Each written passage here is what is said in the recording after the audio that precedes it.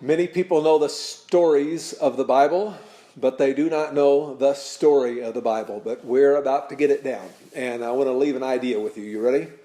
Retrieval creates memories. Retrieval, not just hearing information, but retrieving information. And so that's why as we go through this, we not only tell you information, but we pause a lot and we ask you to play along. And I want to ask you, this is our final sessions together. So I want to give you some ideas about where to go from here. And if you really want to learn this stuff, you want to put some of these major ideas on a 3x5 card. It'd be really cool if one of you smart people would create an app that would do this. But until then, get a stack of 3x5 cards and write David on one of them. And then write Daniel on the other. And then write Abraham on the other. And pick up two of them. All right? Maybe it's Abraham and Daniel. And so which one came first? Abraham. All right, we got those two down, so let's add another one. Let's add Moses in there.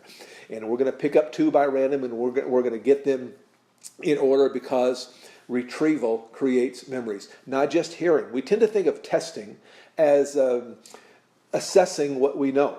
But in fact, a lot of science around the idea that testing actually creates knowledge. It creates memories. You actually learn when you test and you think, what was that? What was that? What was that? And it comes to you. And by the way, if you're a Bible teacher, let me encourage you to often do this anytime you're in the Old Testament. Let's say you're studying the life of David and you want to get it firmly in your people's mind as to where he was. You might begin your session by saying, all right, we're going to talk about David. Who came first, David or Daniel? Who came first, David or Moses? Who came first, David or Zedekiah? Who came first, David or Moses? And try to put David in the context and go over this and over this and over this until your people can speak the truth. And when they can speak the truth, they will in fact know it. All right, we went through this the first time. We gave you an outline. I'm going to give that again. We got the creation story, Cain and Abel, Adam and Eve, Noah. Those are kind of timeless times. And there's 4 dates I've asked you to remember. The first one is Abraham, and that is year? All right, now play along here. Retrieval strengthens memories. So Abraham is more or less the year 2000. Next one, David, more or less the year 1000. Who's in between there is Moses, and 14, 15, 1600. We're not really completely sure, but somewhere in the middle part of that for Moses. The next date I want you to remember is 722, and that is fall of the northern kingdom. After Solomon's life, the kingdom divided. Rehoboam came on. He said, my daddy scourged you with whips. I'll scourge you with scorpions. The northern kingdom said that they weren't going to play. This is around year 930. The kingdom divided. Imagine the civil war, except that it's successful, and it's the northern kingdom that secedes, not the southern kingdom, as it was in our case. But at any rate, or attempted to secede. At any rate, so 722, that kingdom falls to Assyria. And then in 587, the southern kingdom, Judah, falls to Babylon, and Babylon is later conquered by Persia. All right, so anyway, that's our overall timeline. We looked at this first by going through the books of the Bible. So Genesis, what was in the story of Genesis? Exodus is the story of Exodus. We got to the story of Judges, and that's the story of the Judges. And we got to the story of 1st and 2nd Samuel, which starts out with the story of Samuel. All right, so we go through the books of the Bible that way, and then then the next week we looked at 16 major characters, and last week we tried to reduce that down to 8 major themes, or not themes, but time periods in the Old Testament. And this time I would like to review. We're going to go at this a different way this time, but I'd like to review these 8 different time periods. But instead of doing it the way we did last time, I would like to ask you, we're going to reverse engineer this. I want to give you the 8 time periods, and then I want to ask you, and if you're doing this as a group, you could just pause the video right now and just take 5 or 10 minutes to talk about this. And think about, who can you remember? What are some stories that happened in the beginnings, the period we're calling the beginnings? Those would be creation, Adam and Eve, Cain and Abel, Noah, Tower of Babel, the main stories there. Patriarchs, who are some of the stories there? Who are they for starters? Abraham, Isaac, Jacob, Joseph. So the whole story of Joseph's life, and Abraham sacrificing his son, and Isaac and Jacob on the Jabbok River wrestling with God, and so on. So all those stories in the patriarchs.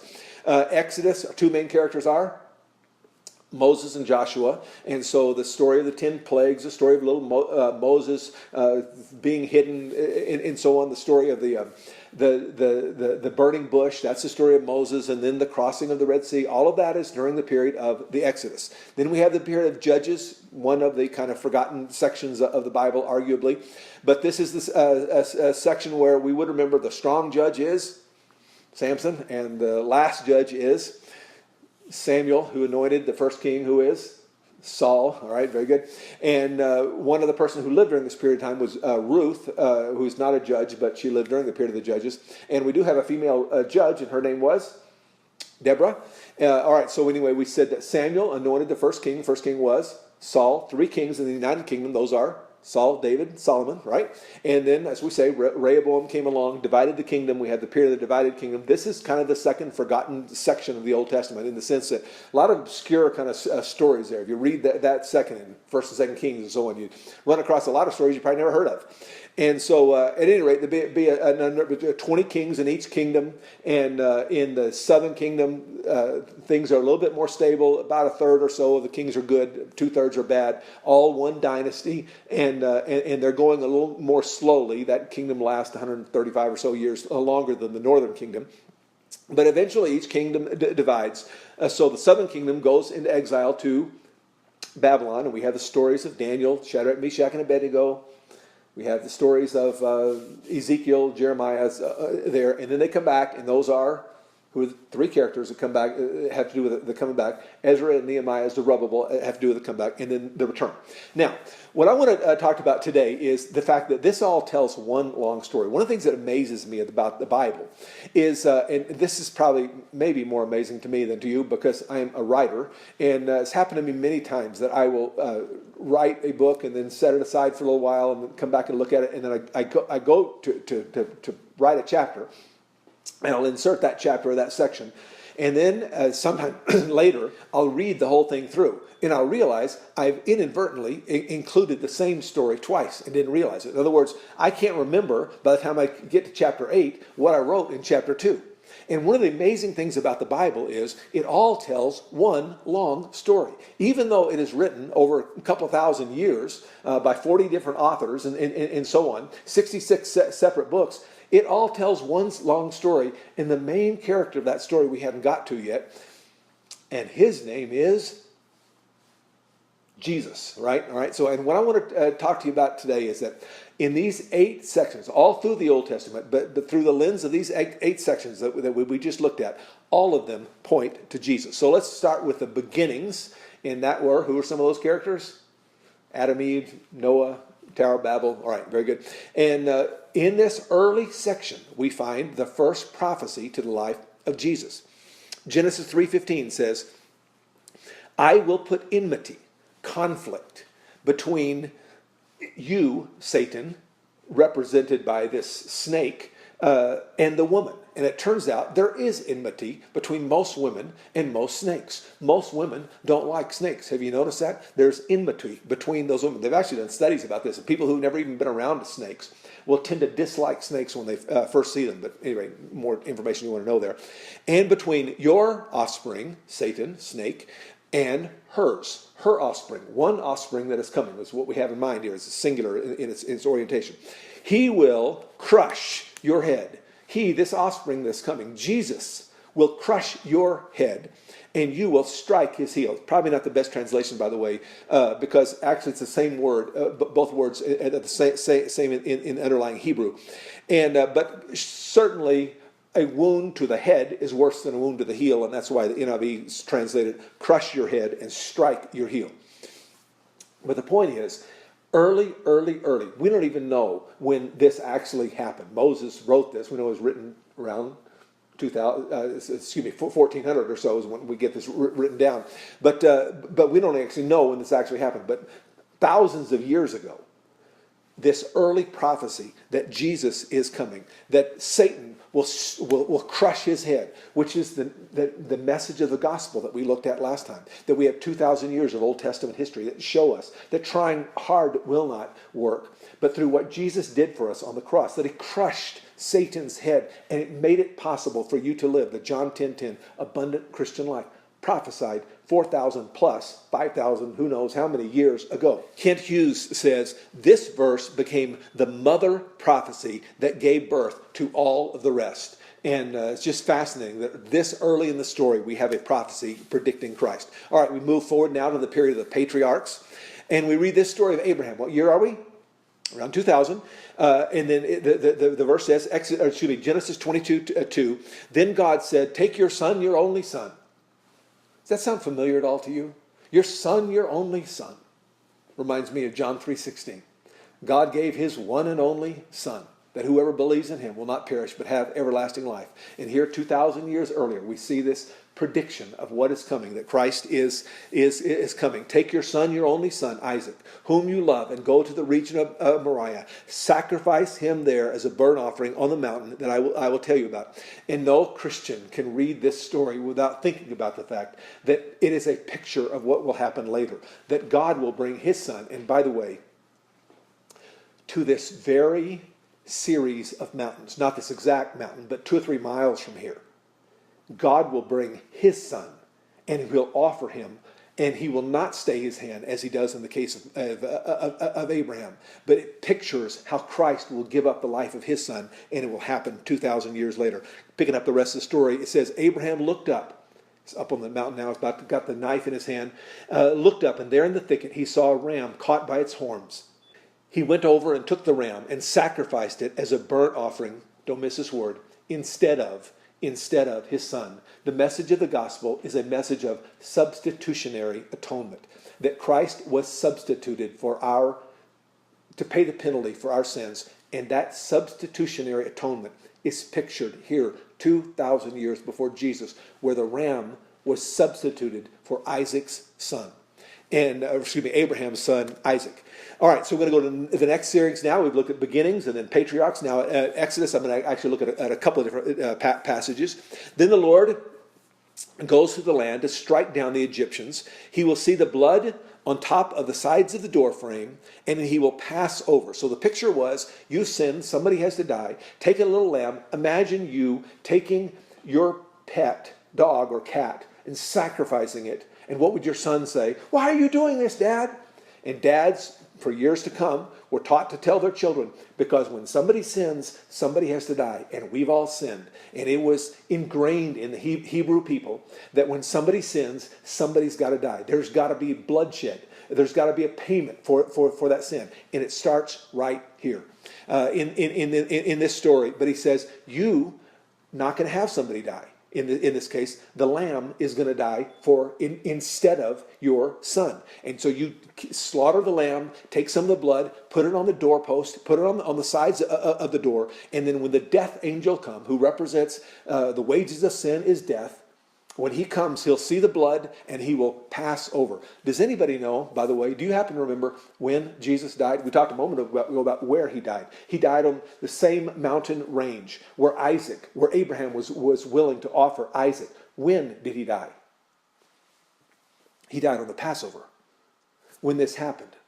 And hundreds, 1,000 plus years, 1,200 or so years before Christ, this was pictured. Another verse that speaks to this, verse 11, Exodus 12:11. This is how you are to eat it, with your cloak tucked into your belt, your sandals on your feet, and your staff in your hand. Eat in haste. Now, this is telling us that when you eat, you ought to eat fast. Well, I'm not really sure it's telling us that, but they did eat quickly because they're about to leave town. That's why there's unleavened bread, because it wasn't time for the bread to rise. And they were to eat this. It says, eat in haste. It is the Lord's Passover.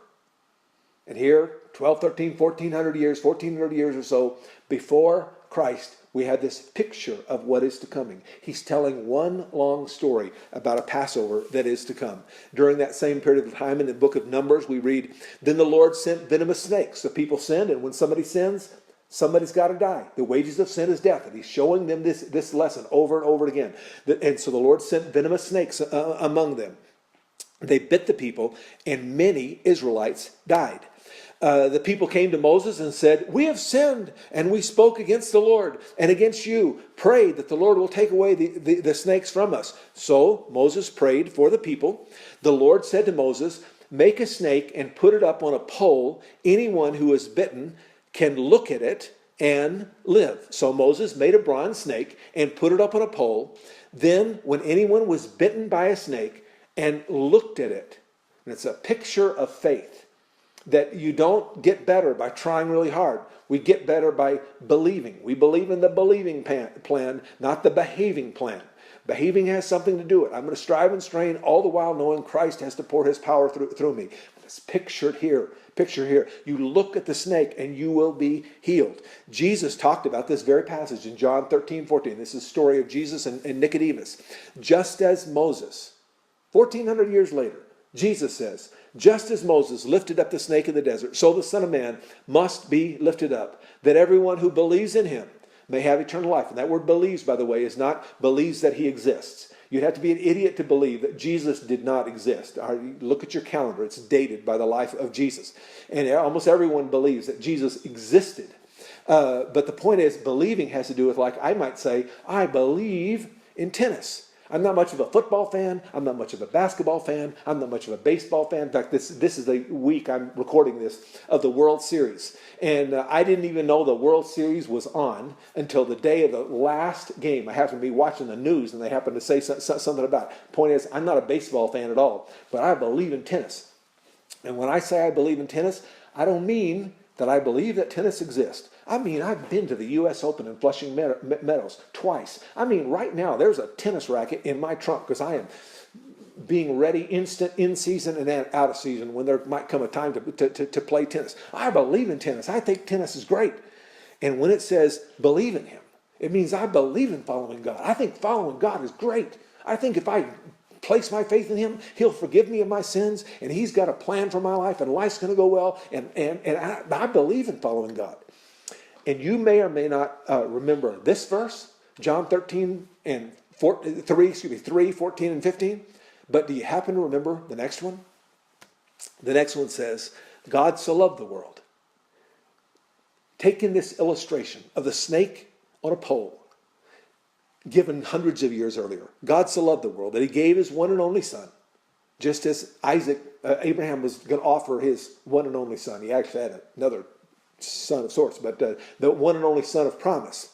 God so loved the world that he gave his one and only son, that whoever believes, not just believes that he exists, but believes in him, shall not perish, but have everlasting life. All right, so that's the book of Exodus. We got to move along here. Let's look at the story of Judges. And this is kind of a complicated story, but this whole story is pointing us as a picture of what Christ does for us. And there's a man by the name of Abimelech. He's got a wife by the name of Naomi. There's a famine in the land, and so they depart from the people from Israel, from the land of Israel, and they go to Moab. And it kind of pictures leaving the things of God. And when they leave the things of God, the Bible says the wages of sin is death. And he dies. Both his boys die. Naomi, she's got a couple of daughters-in-law. They're stuck in Moab. And Naomi says, all right, well, I'm heading home.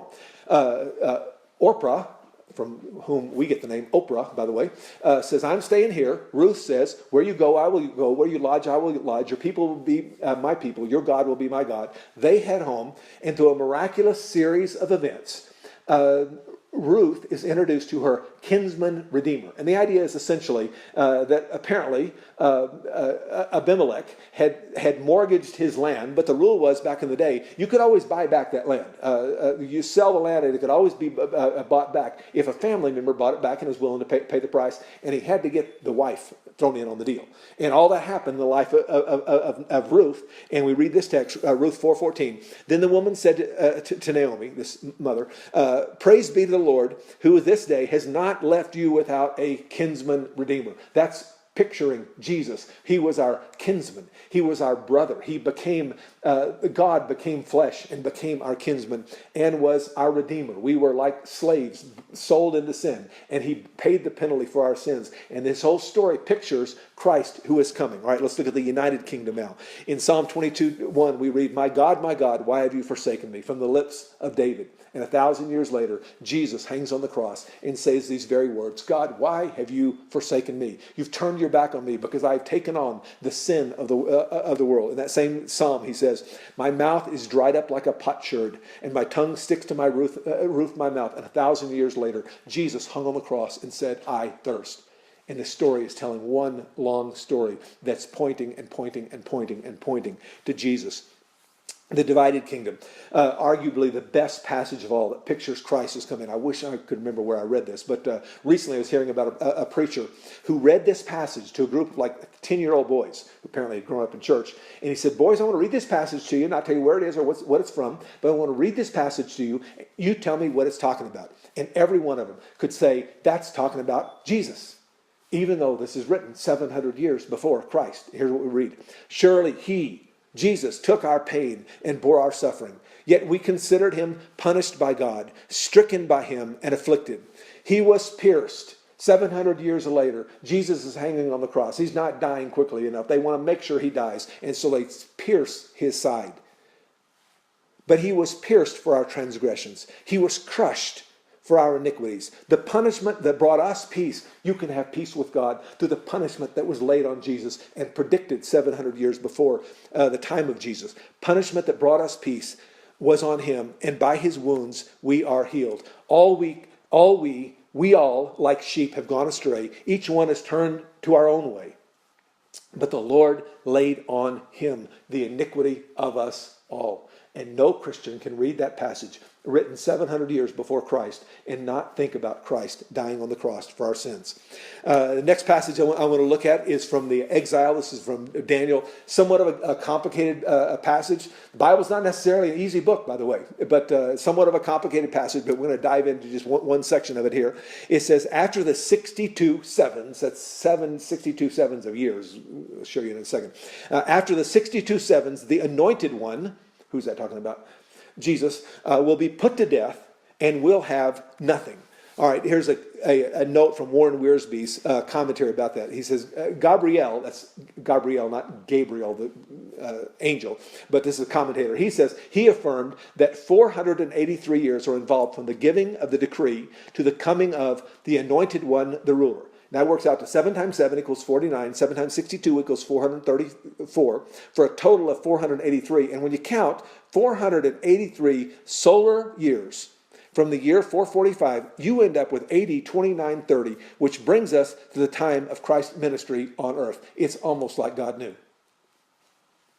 These predictions are amazing, and they're all telling one long story. Jesus is coming. Get ready. God is serious about sin, but he will pay the penalty for sins, and he will bring a substitute who will die on the cross and be resurrected, and so on. And all these prophecies are coming. All right, last one from Zechariah. This is during the period of the return. Rejoice greatly, daughter of Zion. Shout, daughter of Jerusalem. See, your king comes to you, righteous and victorious, lowly and riding on a donkey, on a colt, the foal of a donkey, the baby of a donkey. And 500 years later, Jesus comes into Jerusalem on the baby, the foal, a young donkey. And here is the message that I want you to learn from this long story. God is working out his plan.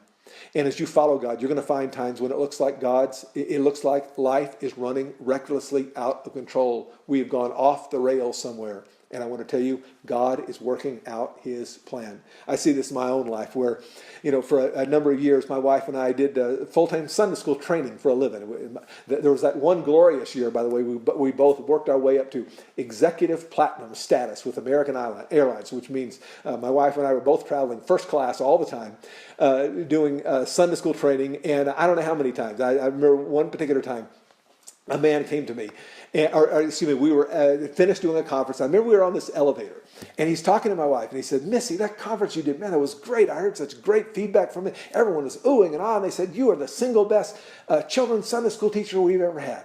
And then he turned to me and he said, oh, you were good too. And I heard that a gazillion times, and I thought, only God could work it out where he would put me with the world's greatest children's Sunday school trainer. And then the economy went south. And the Sunday school training business for me dried up. And she had to go back to work. And this is how it is when you follow God. There are amazing coincidences, almost like God knew. And then there'll be chapters where you'll think, I'm not sure exactly how this fit in. I'm sure when the people were in Egypt as slaves, they thought, Abraham was called and all that, but here we are. I'm sure when they were in exile in Babylon, they thought, I guess God's forgotten us. Those 400 forgotten years in between Malachi and Matthew. My guess is a lot of them thought, that was a long time ago. The last prophet we have, it's 400 years ago. And in all that, God is working out his plan. And as you follow God, you'll find the same dynamic. You'll find chapters in your life where God comes together and he brings things together and you think, holy God. And then there'll be chapters in your life you'll think, how in the world this is going to fit in? And sometimes you'll know later and sometimes you won't know later. You think about John the Baptist's story and his mama when he got killed. And she saw all these miracles done by Jesus, but what about my boy? You think about Stephen's mama. How did she feel? All these miracles, that's wonderful. This is how it is when you follow God. There are amazing miracles, and then there's stuff that's difficult to explain. But in all of it, God is working out his plan.